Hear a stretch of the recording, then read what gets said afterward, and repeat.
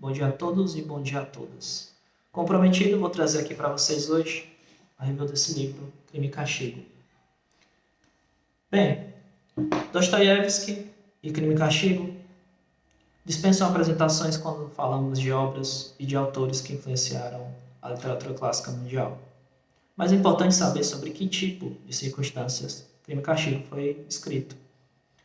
Bem, Crime e Castigo ele foi escrito em 1867 e teve outros dois livros que vão falar um pouco melhor sobre a mentalidade que Dostoiévski estava tendo nessa época.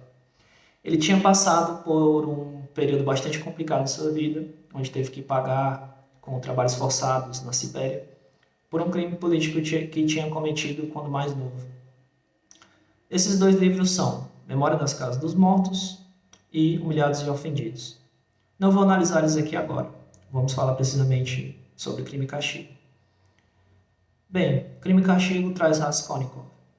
E não vai existir uma forma melhor para falar desse livro do que de uma forma um pouco mais lúdica e teatral, para que vocês entendam um pouco da minha experiência com esse livro e um pouco também sobre essa trama que é bastante complexa e digna de análises psicológicas e também de alguns filósofos, como Nietzsche, para ver a questão do caráter e da ética humana. Bem, temos aí Raskolnikov, um ex-estudante de direito, que, por estar numa situação bastante complicada em sua vida, passando por perrengues financeiros, passando por problemas na família, passando também por uma situação moral bastante questionável, pois ele começa a analisar o mundo como pessoas que são claramente distintas, falando intelectualmente e de valor, e pessoas que simplesmente existem para procriar. Ou seja, pessoas que podem ser comparados a simplesmente pedaços de carne existenciais. Bem, analisando agora a sua própria situação, ele vê que é uma pessoa distinta das outras intelectualmente, moralmente e também que tem um pensamento muito à frente da sua época, coisa que algumas pessoas poderiam não compreender. E aí traz a figura de Napoleão e Júlio César e a sua importância para a humanidade, para trazer a humanidade para outros tempos, e vê que o que seria da humanidade se essas pessoas não existissem. Afinal de contas, através de guerras e através de atos moralmente questionáveis, as pessoas utilizaram de meios para que a humanidade evoluísse. Esses meios sendo muitas vezes tirar a vida de outras pessoas. E aí, adivinha a que conclusão Raskolnikov chega? Bem, partindo agora para aquela questão lúdica que eu falei, imagine aí que Raskolnikov é um advogado que tem que advogar contra si mesmo. E existem outros dois advogados de acusação em relação a Raskolnikov, a sua própria mente e o mundo. Bem, Raskolnikov, ele analisa a oportunidade e vê que existe uma velhinha que administra um penhor próprio e que de vez em quando ele vai ter que ir lá vender suas coisas para adquirir dinheiro.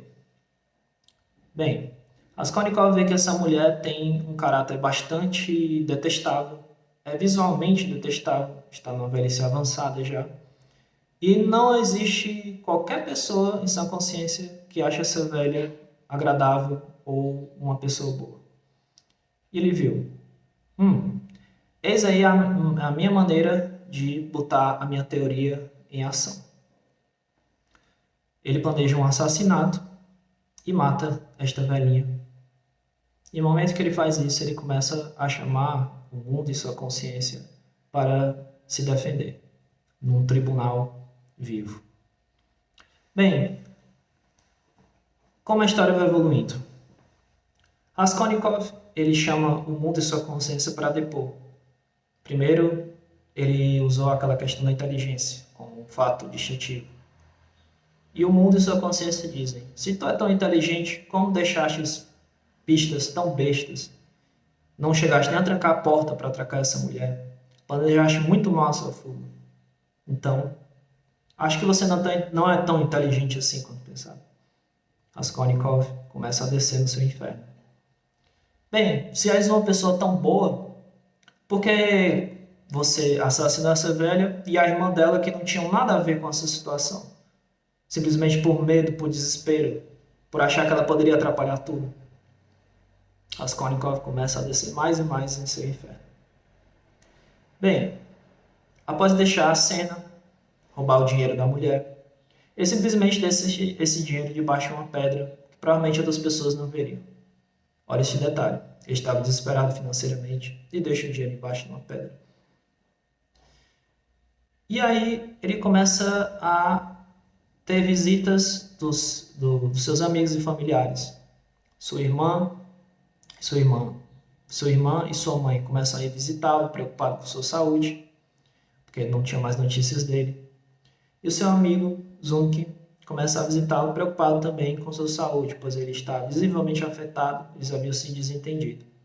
E aí o mundo chega para depor mais uma vez, dizendo: se o mundo é um lugar tão ruim quanto você acusou, se as pessoas são simplesmente vermes, por que as pessoas vêm aqui com compaixão para cuidar de ti? Bem, Raskolnikov começa a descer mais e mais no inferno.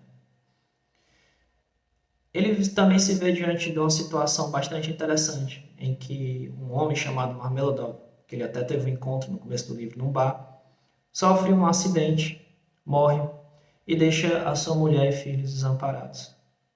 Talvez numa maneira de mostrar que o mundo estava errado e que ele não era uma pessoa tão ruim assim, Raskolnikov entrega todo o dinheiro que recebeu da sua mãe para a viúva do falecido Marmeladov. E ele começa a perceber que existem pessoas ali também, como uma personagem bastante importante, Sônia, também cuidando dessas pessoas. E aí ele vê todo aquele sentimento de compaixão que as pessoas estavam cuidando das outras. E o mundo mais uma vez fala: se o mundo é um lugar tão ruim, como é que existem pessoas cuidando de outras pessoas?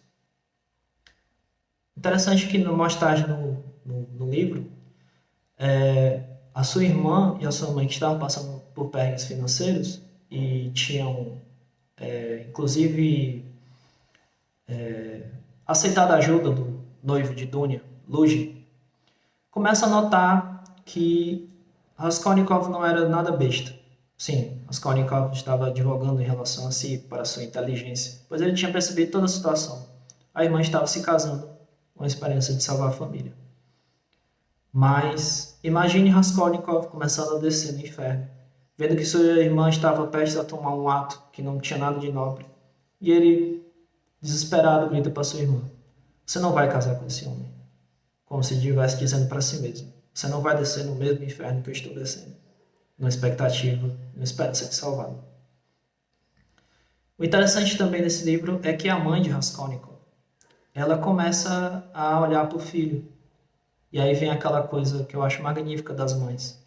Ela simplesmente com um olhar sabe que existe muito mais acontecendo, que desde o começo aquele encontro estava fadado a uma revelação, a uma confissão, mas que ela não ainda sabia de fato o que estava acontecendo. Bem, seguindo no livro, vamos ver outros dois personagens, Luzhin e Glazildov. Luzhin, o noivo da sua irmã, ele parece encarnar alguns pecados capitais. O primeiro, tratando-se da avareza e também da soberba, pois era um homem que, de acordo com os costumes da época, era um homem que queria uma família, mas não uma família baseada no amor. Ele via como, de repente, pegar uma mulher mais simples, né, que esteja ali passando por problemas financeiros, como se ele estivesse fazendo um favor. Afinal de contas, ele estava tentando ajudá-lo a superar esses problemas e via nisso um ato de bondade. E em contrapartida, ele teria ali uma companhia fiel e dedicada para o resto da vida do seu lado. E que, inclusive, Dunya, a irmã de Raskolnikov, tinha uma beleza bastante interessante e que isso poderia ser muito útil nos círculos políticos que ele estava querendo almejar na época. Bem, Veja aí que homem temos também. Glazildov, um senhor que se envolveu com a sua irmã, não no sentido físico, mas a irmã de Raskolnikov, durante um tempo na vida, prestou serviço na casa desse homem e, digamos que se envolveu em alguns escândalos que depois foram desmentidos. Glazildov não tem mais o que falar sobre ele em relação ao seu caráter moral do que dizer que ele é a personificação da luxúria. Um homem completamente desprovido de valores direcionados aí para a questão de ser um homem deturpado mentalmente. Bem, ele tem problemas bastante complicados do ponto de vista de que é uma pessoa sem pudor. E esses dois personagens têm características bastante parecidas com Raskolnikov, no que concerne a parte de inteligência. E eles atuam aí como se fossem pequenos demônios espetando Raskolnikov, pois eles tinham, apesar do caráter de extinção, coisas que, por alguns detalhes, diferenciavam Raskolnikov deles.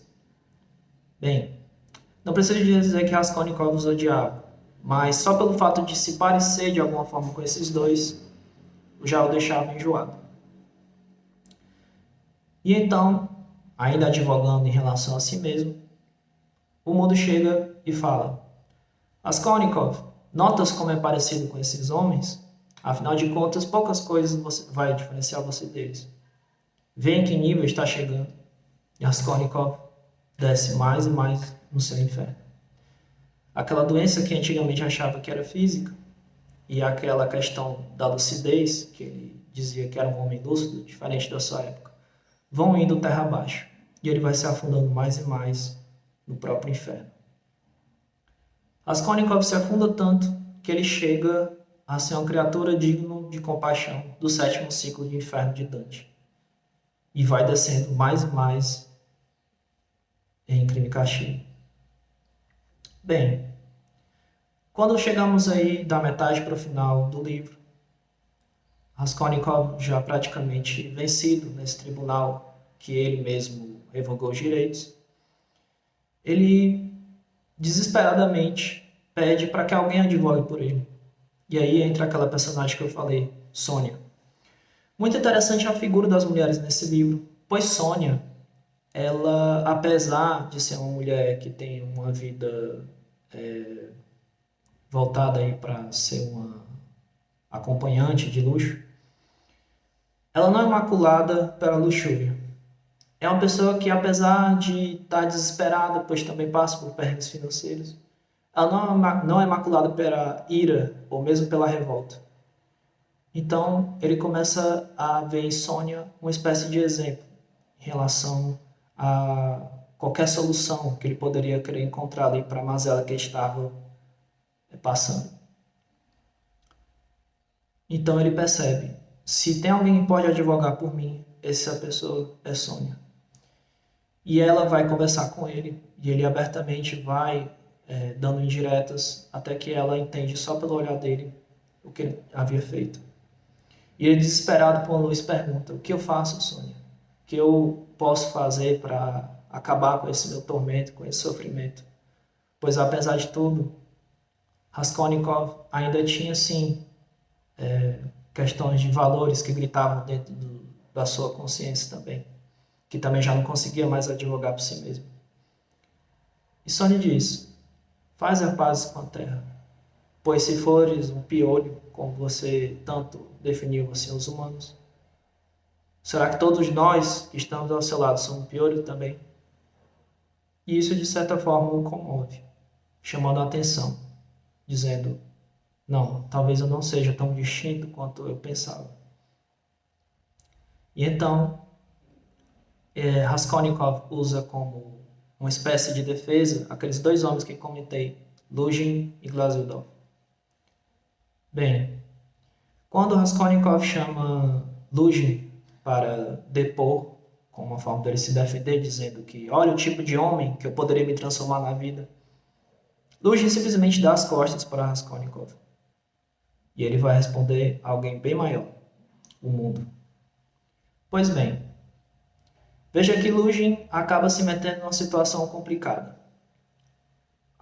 Mais à frente no livro, Lugin evocando a sua questão de distinção, pois era um homem com bastante dinheiro, era um homem também igualmente inteligente, com uma soberba e uma tolice muito mais alta que as outras pessoas, tenta incriminar Sônia e acaba falhando miseravelmente, pois os próprios amigos, entre aspas, que ele tinha, acabam incriminando. E ele se vê acusado de ser um homem fútil, de ser um homem tolo e um homem baixo. Eis aí o fim de Lugin. O outro personagem, Glazodov, ele, como eu comentei anteriormente, um homem moralmente e um homem sem qualquer pudor, simplesmente chega à conclusão de que não consegue viver consigo mesmo, pois em sonho e em algumas conversas que teve com Dunia, ele via que era impossível aguentar viver daquela forma e toma a atitude de tirar a própria vida. Bem, Raskolnikov já não tem mais quem usar como artifício para se defender. E ele acaba, pouco a pouco, tomando a decisão de que, não, na verdade, eu não estava propenso para resolver os problemas do mundo. Muito pelo contrário. Eu faço parte dele. Sou tão egoísta quanto os outros. Poderia chegar tão facilmente a conclusões tão baixas quanto esses outros chegaram. Na verdade, tudo que me distinguia, tudo que me fazia diferente dessas pessoas. Não, eu sou igual a todos os piolhos que eu considerei superior. Bem, não vou me aprofundar muito no final do livro, pois é um final bastante interessante, bastante distinto do ponto de vista de análise psicológica. O livro todo por si só também o é. E quero dizer para vocês que é um final bastante religioso também. Entenda aí que Raskolnikov talvez não entendessem qual era a grande linha que ligava todos os seres humanos, todos nós existencialmente. Uma linha que ele até então não havia percebido em sua vida, que era a tal da linha do amor. Bem, vou encerrar aqui com vocês a minha review de Crime e Castigo, pois é um livro fantástico. E vou também dar um conselho para vocês. Se forem ler Dostoiévski e vocês começarem a perceber que a leitura está muito alinhada, muito esteticamente bonita e etc., corram para longe, pois Dostoiévski não pensa assim. Se você for parar para pensar como Dostoiévski poderia falar de uma coisa, de temas tão complicados e tão absurdos, sem perturbar um pouco a nossa mente, eu também não sei a resposta. Bem, Crime e Castigo foi uma leitura difícil, uma leitura cansativa, mas uma leitura bastante impactante. Eu acho que essa é a melhor forma de falar em relação a esse livro. Agradeço a todos vocês por terem ficado comigo até agora. Se gostarem do vídeo, dê um like. Se gostarem do tema também, dê um like. Compartilhe com as pessoas que você gosta, com amigos que ainda não leram, de uma forma de estimulá-los para ler isso. E, como eu gosto muito de frases, eu separei uma frase bastante interessante que vai resumir toda a mentalidade que Dostoiévski quis passar aqui nesse livro. Numa conversa entre Sozimov e Dunia, né? Sozimov sendo Zumik, um amigo do Raskolnikov, e Dunetia, né? A irmã Dunia de Raskolnikov. E ele mesmo também está no recinto.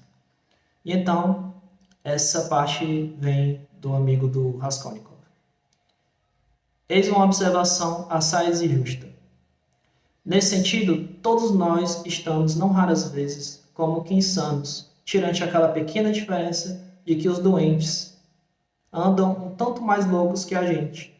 Portanto, precisamos divisar o limite. E que não existe quase nenhum homem harmonioso. É pura verdade.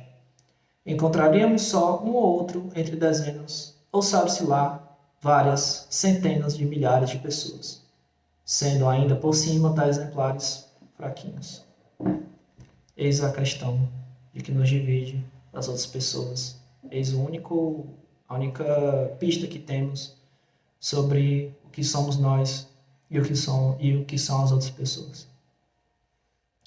Bem, o próximo livro que eu gostaria de estar trazendo para vocês é O Grande Sertão de Veredas, um livro que merece espaço na literatura mundial e que com certeza trata-se de um livro clássico, pelo peso que ele teve depois de sua publicação. Mas eu reservei alguns livros como também livros bastante importantes para a literatura mundial, que vão me dar tempo para terminar esse livro e trazer aqui para vocês. O próximo livro que eu trarei aqui para vocês é um livro de um dos escritores que eu mais gosto, que é Honoré de Balzac, Ilusões Perdidas. Muito obrigado a todos, um ótimo dia e um ótimo restante de semana.